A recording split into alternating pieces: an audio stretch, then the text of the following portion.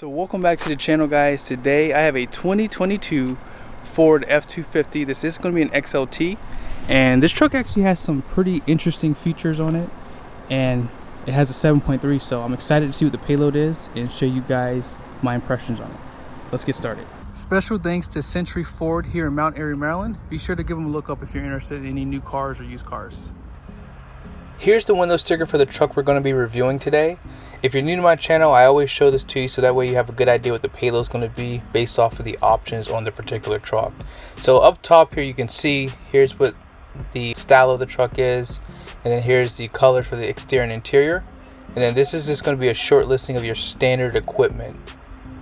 Be sure to pause if you want to see more. Now down below here, this one does have that optional 7.3 for $2,045, and it comes with that 10-speed.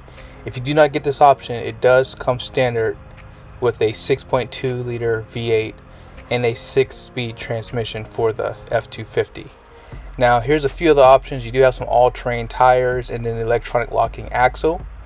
The most expensive option on the truck is going to be that XLT premium package, and it may come a part of that chrome too, so you may have to get these together. So just do some research online and see if that's the case. Take note of some of the features in this package, like the fog lights and the 8-way power driver's seat.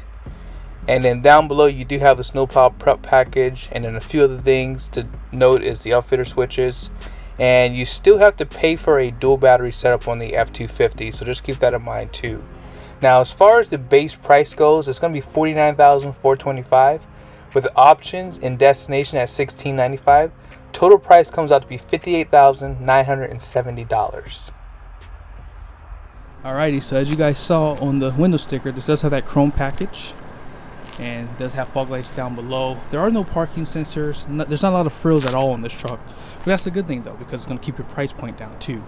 But you have the tow hooks down below, and the grill is pretty open too. I noticed that Ford isn't doing any grill shutters currently on this model of HD truck.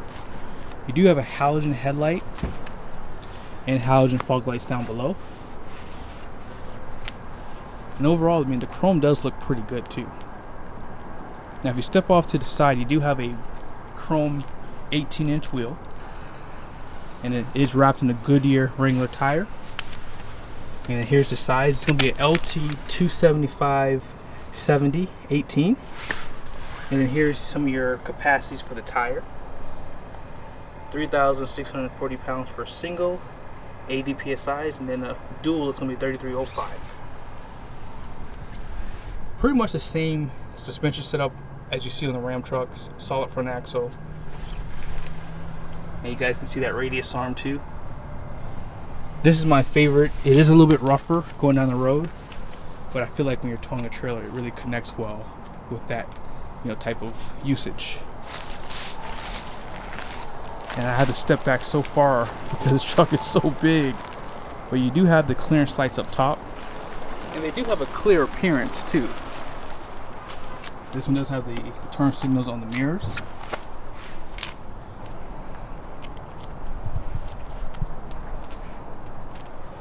Have a fixed running board that says Super Duty down below too. Nice touch. And you don't have a smart key system, but they do give you your keypad on the side of the door.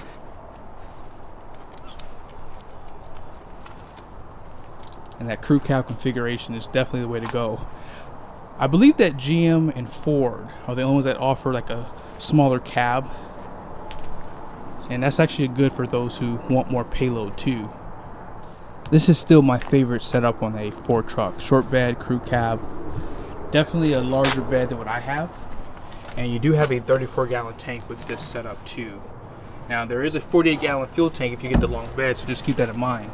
Now out back you do have a leaf spring setup, and this is something that Ford's been doing for a long time. And this truck did come standard with a 355 rear axle.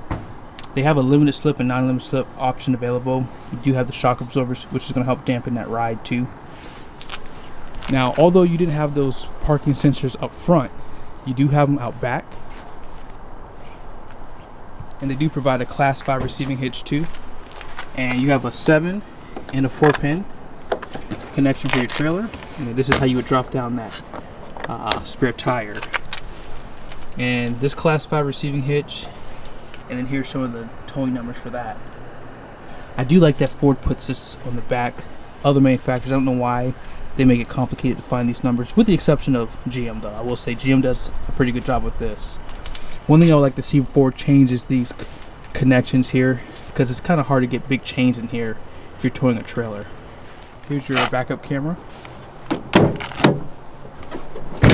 And this is not an assisted tailgate, so just keep that in mind if you get a XLT.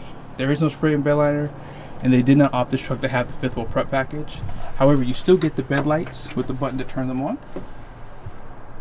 You have lights up there too. Now, one thing I don't mention is you do have hooks out back too.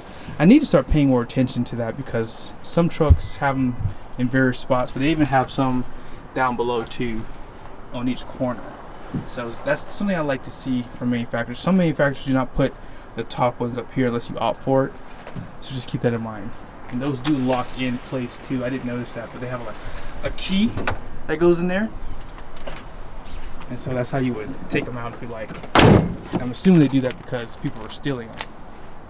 Now, I just noticed this one does have the step too. I figure I can go ahead and show that to you. Push this button, and then it slides out. And there you go. So as far as your taillights go, you're going to have incandescent bulbs inside of here. And you do have your blind spot monitoring built into the taillight too. So make sure you don't back into anything, because those can get pretty expensive. This is a great looking truck. If I was in the market right now for a truck, gas engine, this is definitely something I would put on my list. Now, you do have your antennas up top here. I like how Ford does it. Ram typically puts them in the front, and I think that this is a way better setup. It looks cleaner, and I think it just looks more functional too. Now let's go ahead and pop the hood of the beast. So this is where I think Ford is just winning, and it's definitely an overbuilt gas engine compared to the other two. And when you think about the cast iron block, the forged steel crankshaft, the push rod design, I mean, this is just a reliable option. I've met quite a few guys who have this engine, and they've had nothing but good things to say about it, with the exception of gas miles, but we won't go there.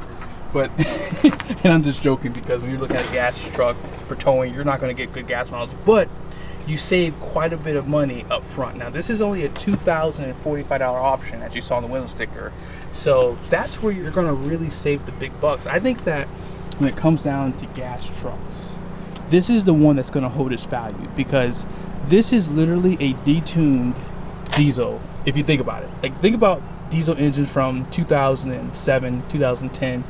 This was probably in that ballpark in terms of power. I mean, you have 430 horsepower, 475 pound-feet of torque. You can get a 430 rear axle, and the 10-speed transmission is just, you know, first, second, and third gear are so deep that it really does make this the most viable option if you don't want to go diesel with all the emissions crap. So this is my pick. I am definitely a Ram fanboy to some case, but hey, you got to call a spade when it's there. This is the best option right now, and this is what I would buy if I was in the market for a gas truck. Now, inside the interior, you can see that you have like a kind of a grayish color, and I actually like this a lot better than just full black. You do have automatic up and down front windows, and you can close these mirrors on each side.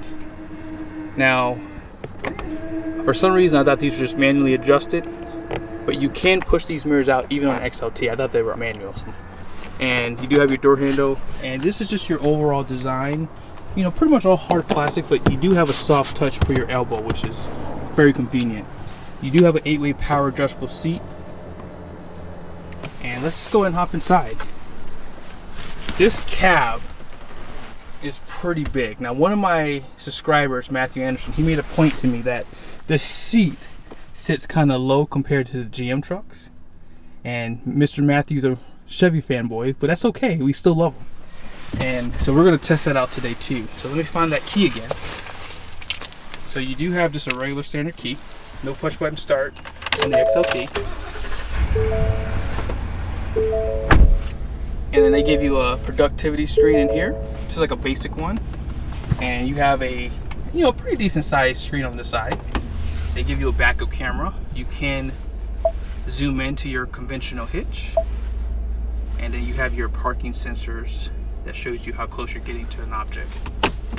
They do have driving modes too.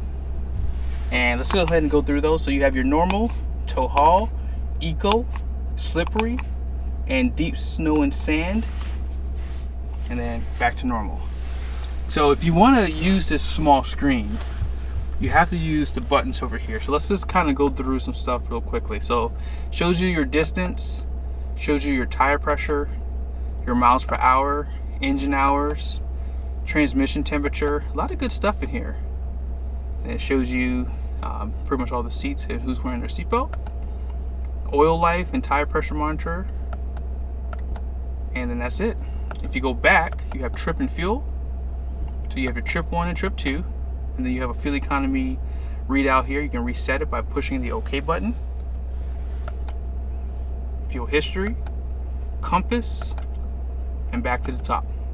And then you have a spot for towing, so it shows you your trailer status, trailer options, and connection checklists. And then you have something for off-road, so it shows you some of your angles, things like that. And then it pretty much puts you back out to settings. And here's some things that you can turn on and off as you're setting up your new vehicle. Now, we won't spend too much time on this interior because I've shown it, a few times, but you do have a way to lock that rear axle by pulling this out. And this is a decent sized screen. You can get a larger screen, obviously, in a higher trim level. It's not available in XLT. And your climate control is pretty basic too. Your audio controls. This is what I like to see. If you're just using the truck for just work, this is what you want. I think this is the perfect truck for that. But if you're someone that owns a business and you want more of that frills, then I understand that aspect of it too. But they have some plugs on the side here. You also have 2 USBs, Type A and Type C. And something that's not new that Ford's been doing is they have a way you can have 4 cup holders up front. This does slide closed as well. I didn't show that to you. And as far as some of your storage goes, you do have some storage down there, and additional storage in your glove box. They give you a leather wrapped center console. Could be vinyl too, but it still feels good to the hand. And it's very deep inside here. You can remove this tray here that has a coin holder area. I noticed that they don't have a USB plug inside of this area, but they do have a power plug down below. You have a spot to put your pins, and you can lock this. That's a really good advantage of Ford. You can lock this center console if you like. And here's my favorite thing from Ford. I love these auxiliary switches. I love the placement of them. They're great. Love where they put them at. You do have a spot here for sunglasses. You do have lights here for the mirrors. I think I might have mentioned that some of these lights were a turn signal. Let's see if I was right. Okay, so you do have some turn signals here. And you do have lights on the front here that you can turn on too that are LED. You have a spot to adjust the pedals down below. This is a telescoping steering wheel. It does go up and down and in and out. And you do have a trailer brake down below right here. Now out back, you do have a decent size rear. I love how Ford gives you this flat floor surface here. And they give you additional USBs and a power plug and an additional power plug to keep everyone happy out back. One thing I recommend is that you keep these closed because you could break them.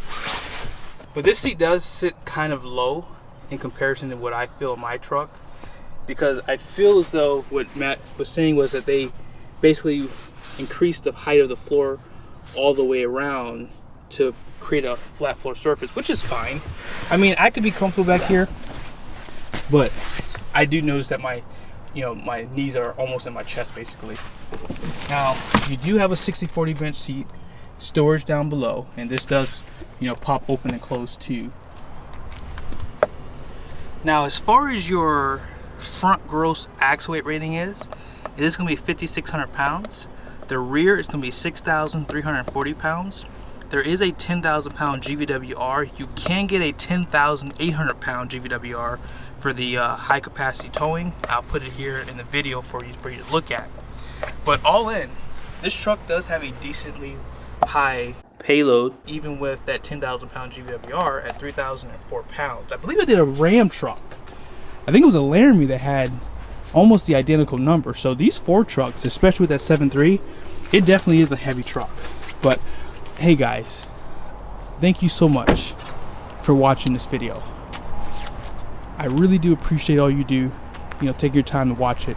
And if you did like it, be sure to like the video, subscribe to my channel, and I will see you guys soon. But you know what, before I end it, let me just show you some towing numbers, and then that'll effectively end the video. That high capacity trailer tow package is $1,130. However, if you want to get this package, it's only available with the 6.7 Power Stroke. So just take a look at some of the information it shows here. For some reason, I thought it was available with the F250 with the 7.3. So that's not the case here. So you would get a higher GVWR if you get the diesel, but not the 7.3 or the 6.2. Now, with that being said, you can see the one down here says requires F250 high capacity trailer tow package, and there's a one next to the 6.7 diesel options right here for the gross combined weight rating. Now, for this truck, it did have a 355 axle for the 7.3, and it was a 6 3/4 bed. So as far as the weight goes, it's going to be right here. So this is max weight carrying and then distributing. So 14,700 pounds. And if you scroll down a little bit more, you can see the numbers for fifth wheel and gooseneck. And for that 7.3, it's going to be right here. Four-wheel drive, 14.7. But again, thank you so much for watching this video. I hope it was helpful. Be sure to like the video, subscribe to the channel, and I'll see you soon.